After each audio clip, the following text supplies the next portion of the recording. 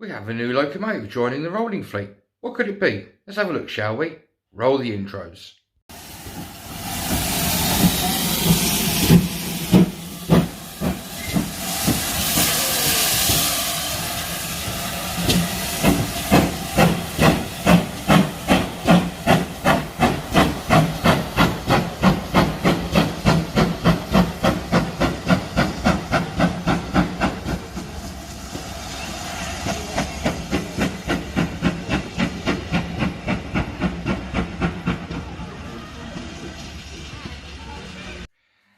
Hello everyone and welcome back to Chelmswood Junction. I'm Peter. Today, as the title suggests, we are going to be taking a look at a new locomotive that is joining the fleet for Chelmswood Junction. It is a 00 gauge Hornby Class 50. Now this one is a bit of a celebrity of the class, and it is a celebrity going to be on my railway. Now, I am going to change my videos slightly now. Now when I get a new loco, I'm now going to be doing a history on the loco. So without further ado, we're going to get down to the workbench, have a look at the loco and listen and have a look at the history of the class. So this is the loco concern, guys. Now this is 50035 Ark Royal, and we're going to go through the history of the Class 50. Now the Class 50s was built between 1967 and 1968 by English Electric at the Vulcan Foundry at Newton Le Willows. They were numbered pre-tops as D400 to D449, and after tops classification they were then numbered to 50001 to 50050. They were designed to haul passenger trains at 100 miles an hour. They were initially put into service on the West Coast Main Line, and they spent about 7 years on the West Coast Main Line before being transferred to the Western region to run the express passenger trains from Penzance to Paddington. And then later on in their life, they went on to the Waterloo to Exeter West Country route. The first of the class to be scrapped was 50025 Invincible due to a derailment at East Ealing Station, caused by vandals laying concrete blocks on the main line west of Ealing Station when 50025 Invincible was on a Oxford to London Paddington service. There were numerous injuries, but no one was killed, thankfully. The rest of the class was removed from duties between 1989 to the mid-1990s. 50035 Ark Royal originally was numbered D435. She entered service on the 3rd of August 1968 and spent her first 7 years, like I said, on the northern section of the West Coast Main Line between Carlisle and Glasgow and Edinburgh. Now the class used to double head up along this line, like I said, for the first 7 years of their life. In March 1974, 50035 was renumbered from D435. And Ark Royal 50035 was the first of the class to be named, and she was named Ark Royal after the famous aircraft carrier on the, bear with me 2 seconds guys, on the 10th of January 1978. She was then transferred to the Western region in January 1976 to Bristol Bath Road, and then on to its final home of Lara Depot, where she was retired from service on the 5th of August 1990. 50035 Ark Royal was the first of the class to go into preservation, and 50035 is one of the 5 Class 50s under the control of the 50 Fund, and it is based at the Severn Valley Railway, where she is still used and runs to this day. Today, 50035 Ark Royal is one of the most popular of the class, so like I said, she is a bit of a celebrity, and being named after an historic, iconic aircraft carrier. Today, there are 19 of the class still in preservation, and there are 2 still seeing mainline running in the company name of GBRF Rail Freight in a very stunning blue and orange.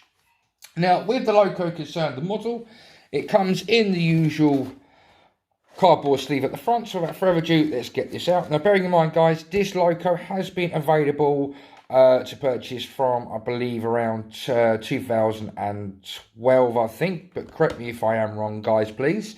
And yes, this is a second-hand loco. I purchased this off a lovely gentleman down in Gloucestershire on Facebook, and I had to go to Gloucestershire to go and pick it up. So take a look around the actual front cover. You get a lovely picture of Ark Royal at the front. On the top, as usual, the roof section. On the back, you get the history, which if you want to pause it, guys, to read, I'll try and get as close as I can for you.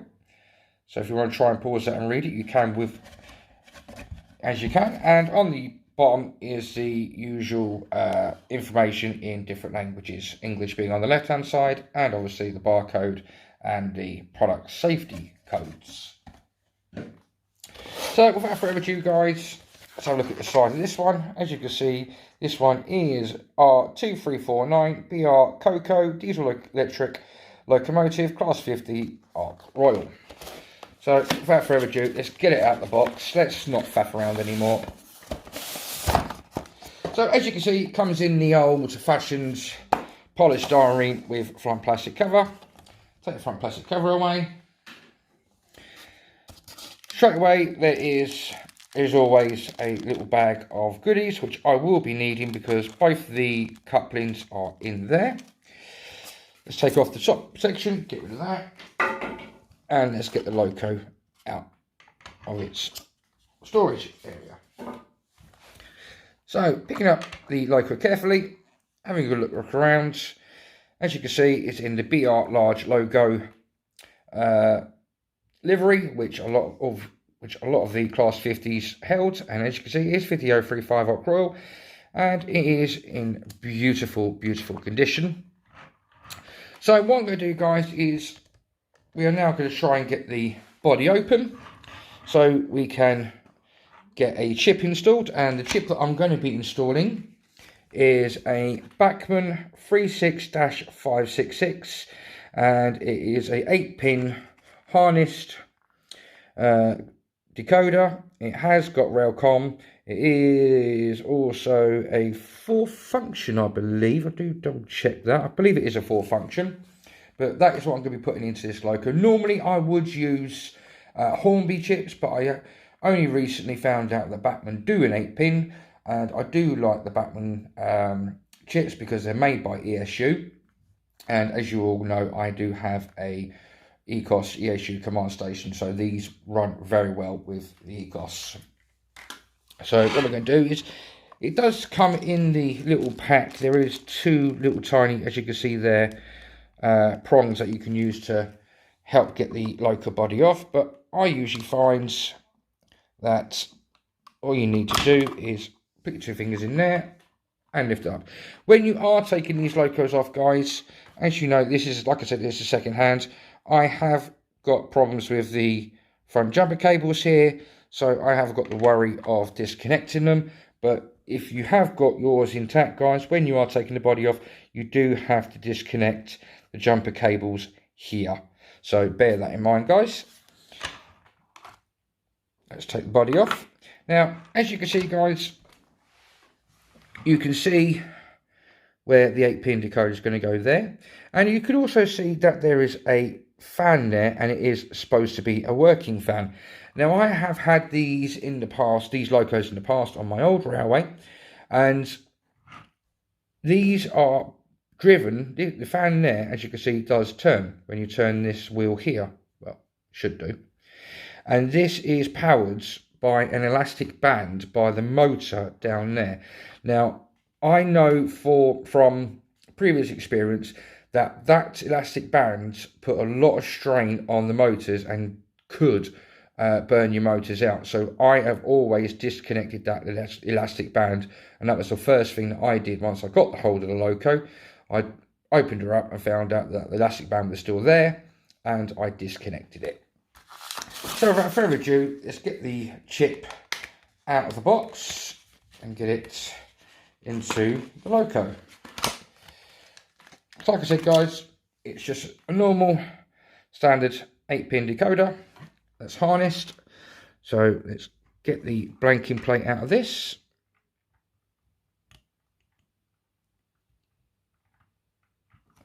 This one's been a bit of a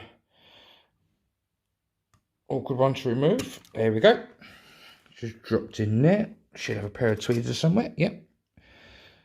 It's always handy to have a pair of tweezers and things like that, guys, to help you out. Don't want to leave that in there. So what I'm going to do with that is I'm going to put that into the parts bag so that I don't use the blanking plate. Now, I'm just double checking to see where the number 1 pin is. The number 1 pin is stated that it is right there, top left. And all I'm going to do is pop this one in.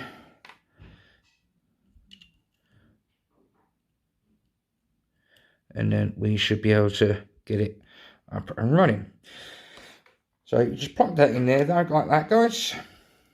Now, at the moment, I haven't got any black tack available, but eventually I will get a little bit of black tack and get this probably pinned down around in this location here.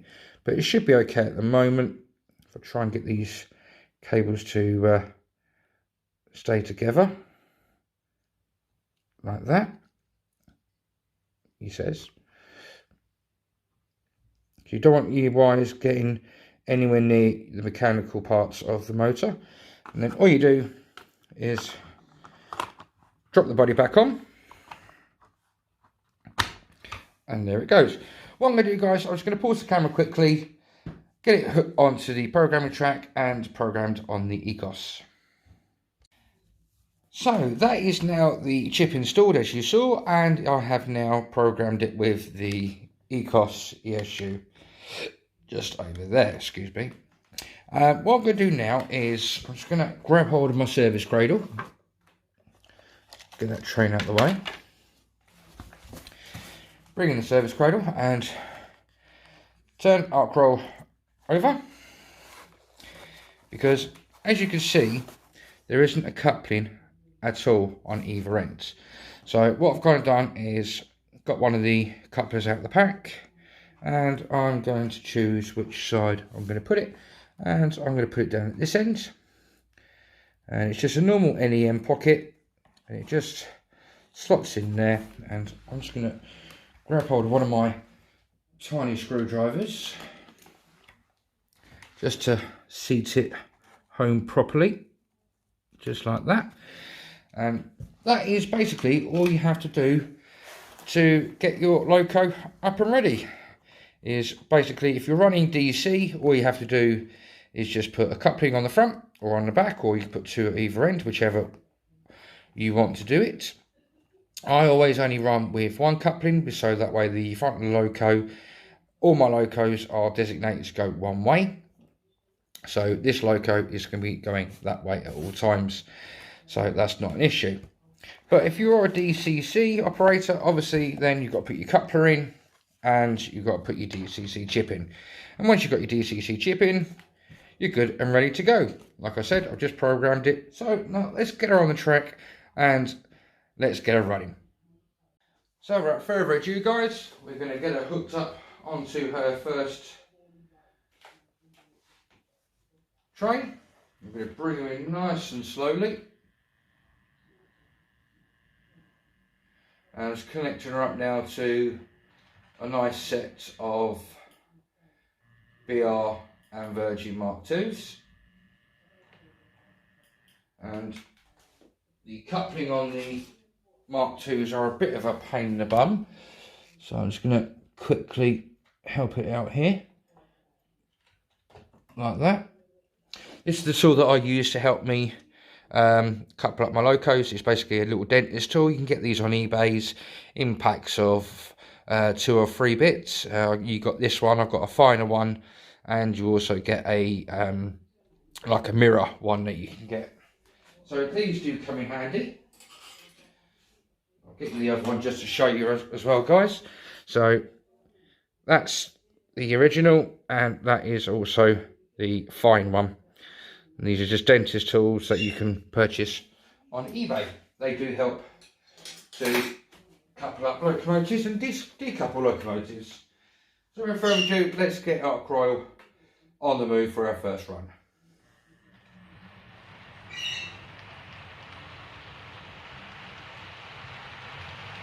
And straight out the box, she is running beautifully.